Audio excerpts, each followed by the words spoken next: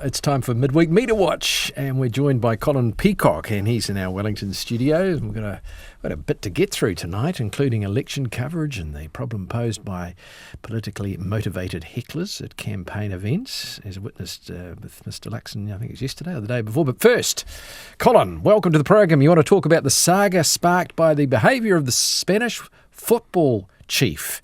I do, and I'm sure there are people who are not particularly interested in the football, but I think even those people will probably know a fair bit about the story by now because it's been in the news for a good week now.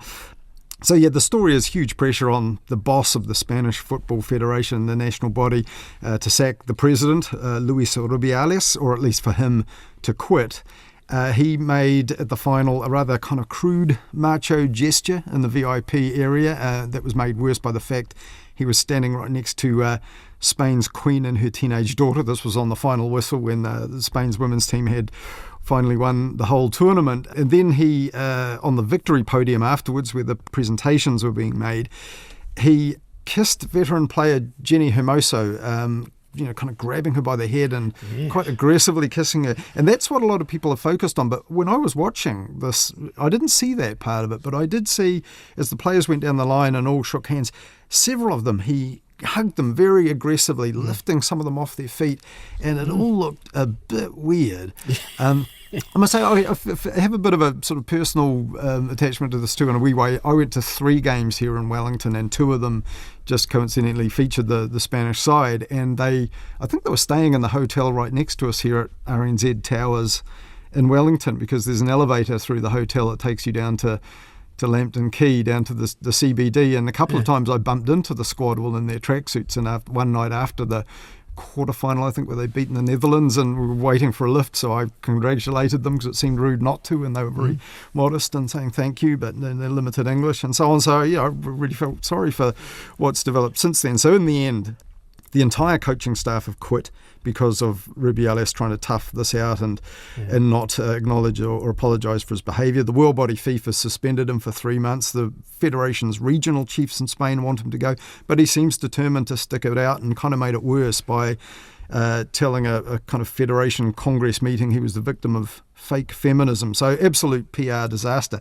And I checked in to see, I think it was actually on Friday last week, to see how this was going down in Spain's main national daily El País, and the first 5 pages of the sports section all devoted to this, and he was on the front page, a kind of grainy long lens shot of him looking grumpy behind a tinted glass car windscreen, and below that was a much smaller story, the day that Trump's mugshot came out. So I think when you're 3 times the size of Trump's mugshot on the front page of the National Daily, you've got problems. You've done something. You've done something. I mean, it was so aggressive, wasn't it? The way he grabbed her head. That was just bizarre.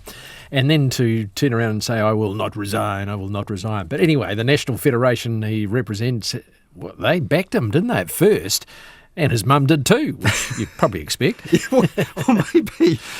So the Spanish FA was a bit weird. At first they started trying to look for video evidence and stills and things shot from other angles in the stadium, as if to prove his version of events, that he hadn't quite done what he said he did. I mean, other people responded with other footage from other angles, which makes it seem as bad, if not worse, than Jenny Hermoso had said. So, difficult.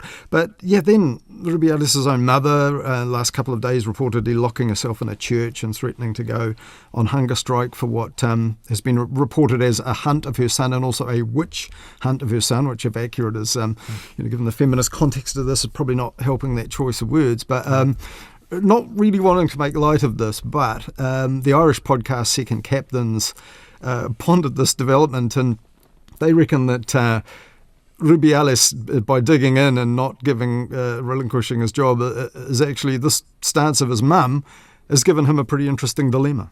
Is he going to let his mother starve? That's the question now. Because this guy, he likes the job and he wants to keep the job, but is he prepared to let his mother waste away on hunger strike? I have a feeling, I know we're obviously very different types of guys, but if it was me in this position, I would try to talk my mother out of this. And if she was insisting that she was going to do it, I actually might step down from the job. Tell me again how much my wage is? 675 grand plus apparently 0.15% revenue share. of the association. How old is my mum again? You've had a good innings. Well, obviously it's pretty black humour. They're having fun with it. Yeah. But, I mean, it is a pretty serious situation, of course, and there were already problems with this team and the management. I mean, many of the squad had written that letter, hadn't they? And they refused to play for the management team at the World Cup here in New Zealand. Yeah, I remember Zoe George of Stuff who talked about that when she came on your program, before the tournament kicked off and mentioned this, and of course it got mentioned as they progressed through the tournament. But that made the conduct of Rubiales all that more unaware, if I could put it like that, given that it was clear that there was antipathy between the authorities and the players.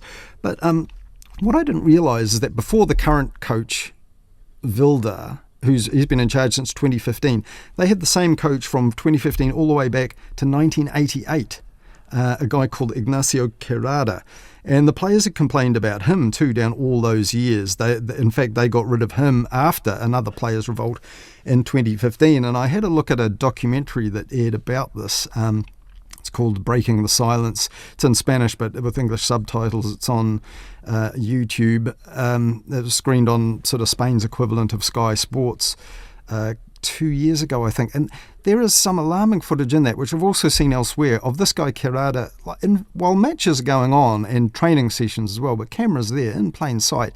He's whacking the players, twisting their ears. It's quite weird. That gesture that I think grandparents often do. I think maybe it's an Italian or Spanish thing of slightly pinching the cheeks of a grandchild. And, he's doing that, but really squeezing, hurting, pinching the cheek, and they're recoiling in pain. It's quite weird. So something very wrong in Spanish football, isn't it? And it's all now playing out, of course, in the world's media. They've had this huge success, but it's been completely overshadowed by this controversy.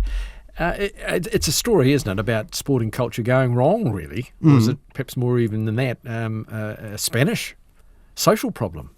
Yeah, possibly. And I was wondering, are we talking about the wrong thing given this is a media slot? But I think that the media attention on it is actually what makes the difference, because, the success of this tournament, co-hosted here, so I guess New Zealand can take a bit of credit for this, has been such that there were an awful lot of eyes on what happened there at the final and this particular incident, and then the reporting of the context of it. So if we went 10 years ago or 12, some 2-3 World Cups back, there wouldn't have been that level of audience. If this thing had happened, it would have been a bit of a footnote maybe, a kind of out of sight, out of mind sort of a thing, albeit that, as we know from, say, that documentary I just mentioned about the previous coach, there were players going completely vocal and boycotting the team for the same sorts of reasons, but it didn't catch on. But this time it has.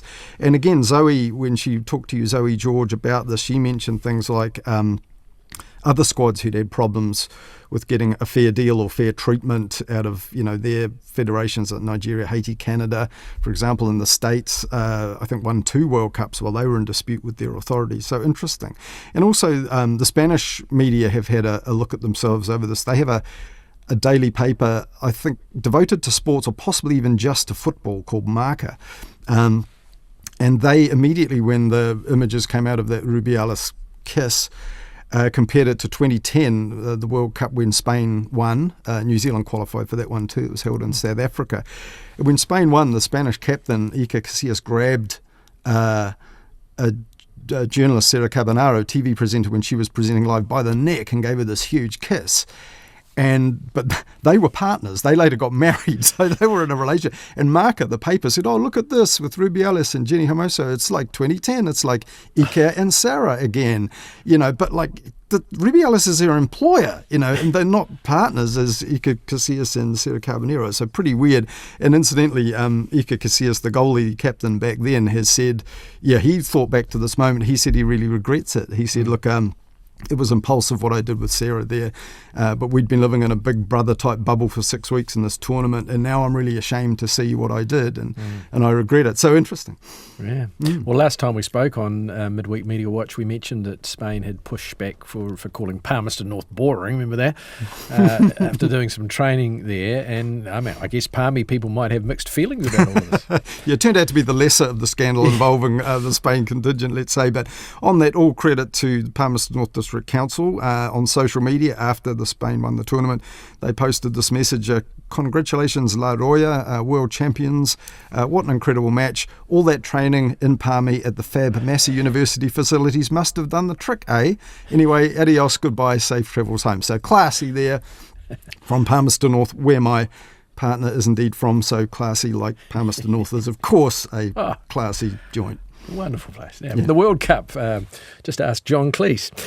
The World Cup was good for Wellington, but last week Hayden told me about an editorial in the Sunday Star Times that claimed Wellington had a hole in its heart, and you have some follow-up on that. Yes, it was fun listening to Hayden going through that. He was an Aucklander, I'm a Wellingtonian, so he didn't perhaps feel it quite like I did, but the Sunday Star Times editor, Tracy Watkins, in her editorial, was be the weekend before last, reflected on the closure of that sandwich shop chain Wishbone, which was in the news. She wasn't the only one who saw this as a kind of symptom of Wellington's problems and the wider kind of economy with closing shops and decreased spending. She said work from home culture, particularly with civil servants, is kind of killing the CBD, loss of car parks as well. Pretty bleak vision. Now, she's also, as of about a month ago, also the editor of Wellington's daily The Post. So really interesting then, in the light of what Hayden was talking about and that particular editorial, that the front page lead story in the weekend edition of The Post, the weekend just gone, was by long-time Wellington reporter Tom Hunt. That painted a pretty different picture of what's going on in the capital. Yeah. Yeah, so what was his take? Well, he was saying, okay, no secret that we've been hit hard by COVID-19, problems in the city, water pipes rupturing when they're not meant to, sometimes quite spectacularly, the Golden Mile losing its shine, shops shutting and so on. But he says, look, this is turning around. Cruise ships are coming back in huge numbers, back to pre-COVID levels. COVID restrictions are over, of course. He says even the old Kirkcaldian Staines department store possibly won't mean much to people who don't know Wellington all that well, but that's opening up again. There is a new something that in bemoaning the closure of one chain of sandwich shops, Tracy Watkins hadn't mentioned a big food court and subterranean entertainment complex that I was actually at just a couple of hours ago by coincidence, meeting my kids there and giving them a treat dinner.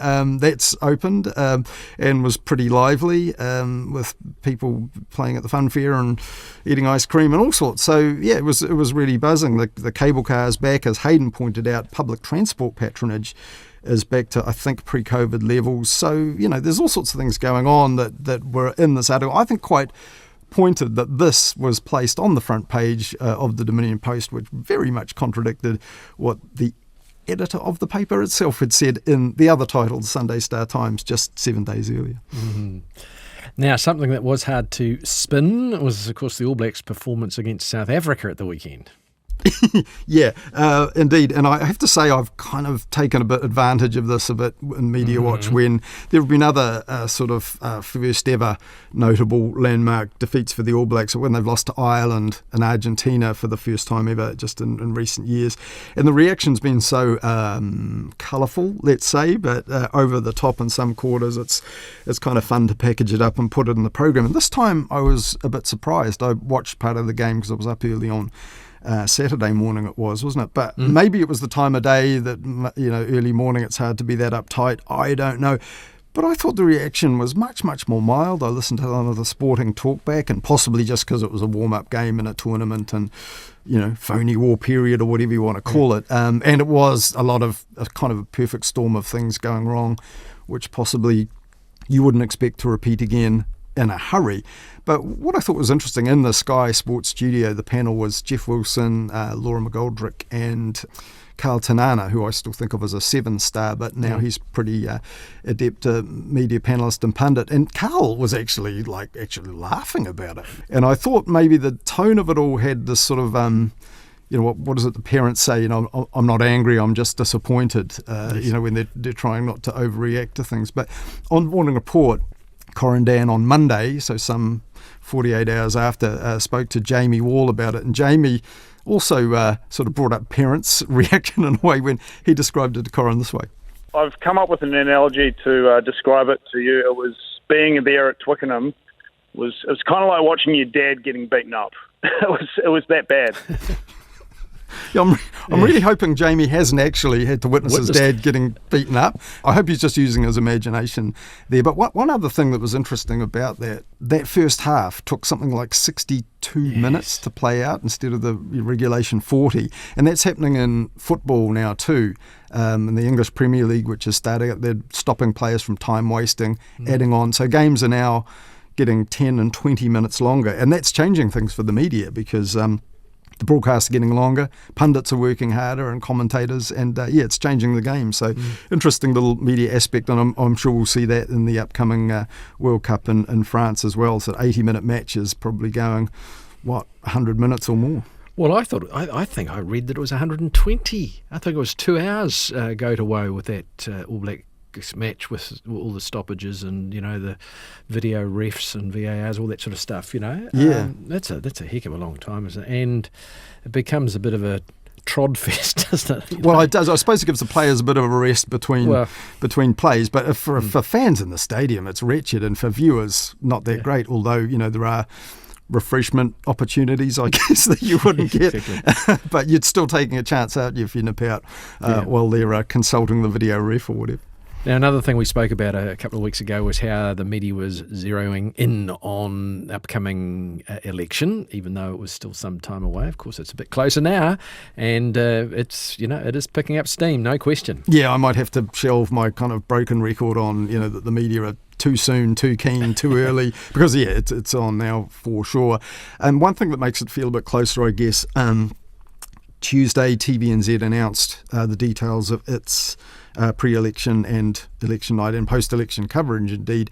And, they possibly, I think, get the biggest audience and put the biggest effort in on the night. So, that makes it feel like it's around the corner. So what do they have in store for us?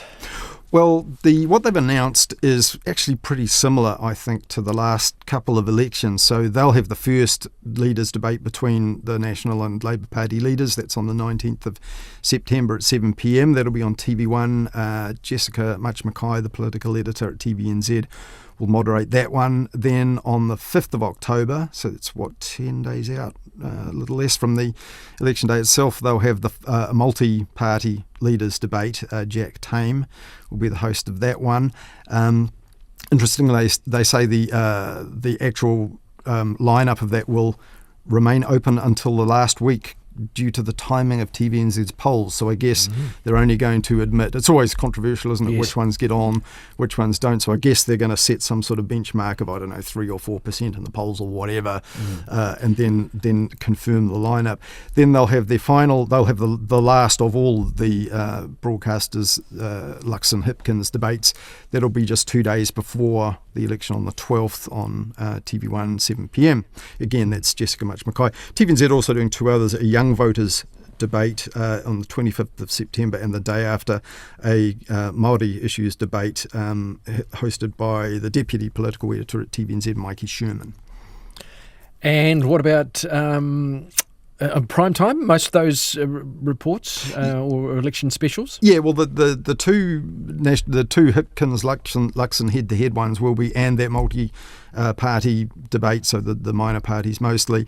But the other two I mentioned there, the youth voters one and the Māori issues debate, they're not. They're just streaming those on TVNZ1, the One News website, and their social channels. And I think it's a bit of a shame because I guess it's a lot if you're going to use up a lot of prime time with 5 entire debates. But if a kind of TV1 audience, which as we know tends to be a little older, and in some instances a bit more Pākehā than the national demographic, if they were watching in prime time, if that's their habit, and seeing, say, a youth debate where the issues of concern to Gen Z and millennials and so on that's the idea. It's also going to be hosted by Re News and Anna Harcourt. She's the chief of that outlet. This is TVNZ's youth dedicated digital outlet. So some new faces on there. I think it'll be worth people getting to see those, the casual viewers on TVNZ as well. And the same goes for the Māori Issues program. Particularly pertinent this week, of course, with that the bill to lower the age going through Parliament. Yeah. Yes, indeed. I hadn't thought of that, which there's also a kind of campaign against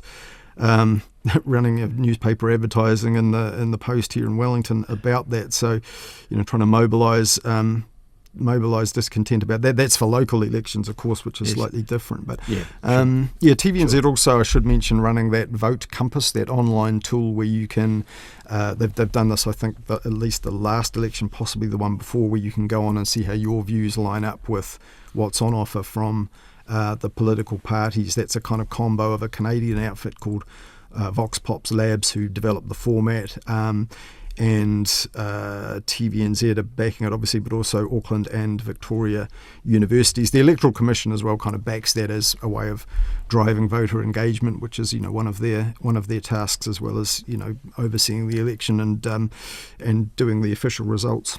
But that survey in the past has been somewhat controversial, hasn't it? Yeah, it has, and also, but mainly because of what's asked and what isn't. People putting in their results saying, "Oh my goodness, come on! I answered these questions honestly, and I do not consider myself a Green Party voter or whatever." But there was also, I thought it was the same thing when I checked it out. I got it slightly wrong. There's a thing called Kiwi Meter back in 2016 that was run by the same Canadian outfit and the same sort of method, but that was billed as, not pegged to an election though, but billed as the biggest survey of national identity ever undertaken in New Zealand. In one question, respondents were asked to agree or disagree with the statement, Māori should not receive any special treatment. And then they wanted to know the strength of your agreement or disagree with that. So that caused a lot of reaction. A lot of politicians reacted very badly. TVNZ quite embarrassed by that. So don't expect to see that question in the Vote Compass this year. But it will be interesting to see quite what questions they choose for the Vote Compass in this campaign. And also, once it's up and running and does get six-figure responses, whether TVNZ decide to use that as, to frame questions for politicians, or use it as a kind of resource in their reporting of the campaign and the issues. Now, what about other broadcasters? What have they got planned, as far as you know? Yeah, a lot of that hasn't yet been confirmed, so I don't have News Hub's plans just yet on the other main TV channel. RNZ hasn't got any specific big debates or leader stuff planned. They are teaming up with the Pacific Media Network to run a Pacific Issues debate. I don't think a date for that has quite been set. There is also special content in the Caucus podcast, so that's RNZ's Lisa Owen, Tim Watkin, Guy Nespiner, and Julian Wilcox chewing over the issues. That comes out every Thursday. It'll be broadcast on the radio as well as available as a podcast. And Mihi Narangi Forbes will be doing special election editions of Mata, the co-production podcast of hers. That comes out every Tuesday. I believe the next one is going to feature a long head-to-head with Chris Hipkins, the Prime Minister and Labour Party leader. So that's all good content. There will also be reporters on the road as the campaign develops, and some more content to come. They're still finalising that. Sometimes parties themselves find it hard to commit to things. But what I was looking out for, and I asked Stuff today, will they be doing, they've done the last few elections, an online debate in Christchurch hosted by the press, which often gets a bit lively because it's not televised and they cut loose a little bit and have a bit of audience raucousness as well. And they couldn't confirm for me whether they were actually doing this, but say their full plans will be released very shortly. So maybe next time we speak, or next Midweek Mediawatch next Wednesday, we'll know about that one. Māori TV are going to do, by the way, 7 one-hour debates with candidates in all 7 Māori seats, and those might get a wider run as well. And I noticed that Māori TV this week, their Tau with Moana weekly current affairs show, had a special about the media coverage of election campaigns with 9 Auckland-based journalists and media commentators. One of them was that guy you have on every other Wednesday on the Midweek Mediawatch, that not Hamish Hayden Donnell. Hayden Donnell, that's the guy. Yeah, he made the cut. He was in it. He did. Yeah. What did he talk about? Well, in fact, he talked about something he spoke about with you last Wednesday, and this thing was recorded the next day, so I think you warmed him up. Fresh in his mind. Yeah, but what he was speaking about was that actually a lot of people brought it up. It kept re-emerging throughout these 3 groups of 3 journalists they talked to. And that was the effect in the media focus on polls. And as Hayden was saying, they can be a bit self-fulfilling and create a tone, and parties respond to them and so on. And the other issue that a lot of people seem to agree on, or raise a lot, was whether, the intense focus on social media and news media was kind of a handbrake. If bold ideas were discussed, politicians got wary of them, and somehow it kind of created a sort of conservatism. Matthew Houghton was one pundit who didn't accept that latter point. He said, look, politicians are seasoned, they have resources and bureaucrats and help and so on. If they've got an idea to push, they shouldn't be restrained and just because an opinion poll or social media reaction might find. So he pushed back against that. But if we've got time, I'd like to play it. It's about just under a minute's worth. So this is one of the trio that Matthew Hooton was in. They were asked by Moana Maniapoto, the host, are the media doing bad or well in this campaign? Oh, a terrible job. And I think that our media are doing a very poor job of holding the powerful to account and keeping us focused on what the real issues are. We are on petty nothings and we are a lesser democracy for it. It's a bit depressing, isn't it there, Rich? What are you thinking?